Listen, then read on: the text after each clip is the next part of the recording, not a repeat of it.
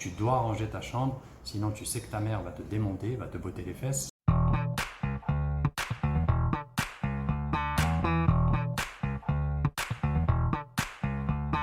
Hey guys, how's it going? Hopefully you're doing fine today. Welcome back on my YouTube channel. Et dans cette vidéo, on va analyser la différence entre must et have to, qui, je dois l'avouer, la plupart du temps, sème le trouble dans l'esprit des élèves. Mais avant de commencer, je vous invite vivement à vous abonner à cette chaîne YouTube magnifique qui vous donne des petits tutos et des astuces très efficaces dans un format très court, très simple et très clair. Je vous invite également à cliquer sur la petite cloche pour recevoir les notifications des futures vidéos. N'hésitez pas à liker, commenter, partager avec vos amis, vos proches et votre entourage. Ça peut leur être utile, un de ces quatre. So let's not waste any more time and let's dive into this wonderful lesson. Alors, must et have to, quelles sont les différences? Quand les utiliser? Ce qu'il faut déjà savoir, c'est que les deux indiquent une idée d'obligation. Cependant, il y a une petite nuance qu'il faut distinguer justement et qu'on va éclaircir au travers de deux petits exemples. Le premier exemple que je vais te donner, c'est You must do your homework. Le deuxième exemple que je vais te donner, c'est You have to do your homework. Tu dois faire tes devoirs. Dans les deux cas, c'est ce que ça veut dire. Alors, à quel moment je peux dire la première phrase et à quel moment je peux dire la deuxième phrase? Alors, d'après toi, à quel moment je peux dire l'un ou l'autre? Je te laisse quelques secondes.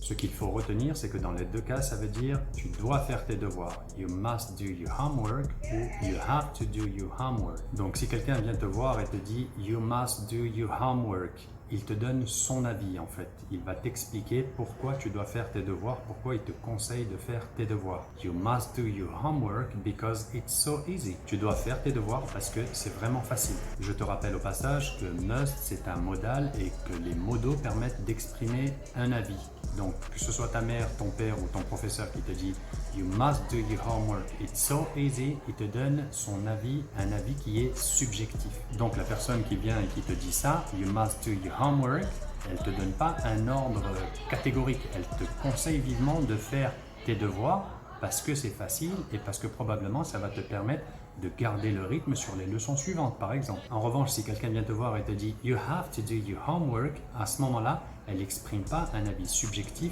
elle t'émet une obligation réellement formelle. Donc à ce moment-là, la personne ne va pas te dire You have to do your homework because it's easy. Elle va plutôt te dire You have to do your homework because there is a test next week. Donc cette personne te dit tu dois faire tes devoirs parce qu'il y a une évaluation, un contrôle la semaine prochaine. En d'autres termes, si tu ne fais pas tes devoirs, tu vas te planter royalement à l'évaluation de la semaine prochaine. Donc, contrairement à must, qui te permet d'exprimer un avis subjectif, lorsque tu utilises have to, il y a une idée de contrainte extérieure. C'est dans le programme, on doit faire des leçons, des devoirs pour réviser les leçons, et à la fin, on est sanctionné par une évaluation qui va nous permettre de voir notre niveau individuel. Donc là, je suppose qu'il y en a certains qui sont encore avec des gros yeux ronds, qui se disent non, mais j'ai pas très bien saisi la différence entre must et have to. Donc détends-toi, je vais t'aider à cligner des yeux. Il faut que tu respires un petit peu pour bien comprendre. Il faut que tu prennes ton temps également.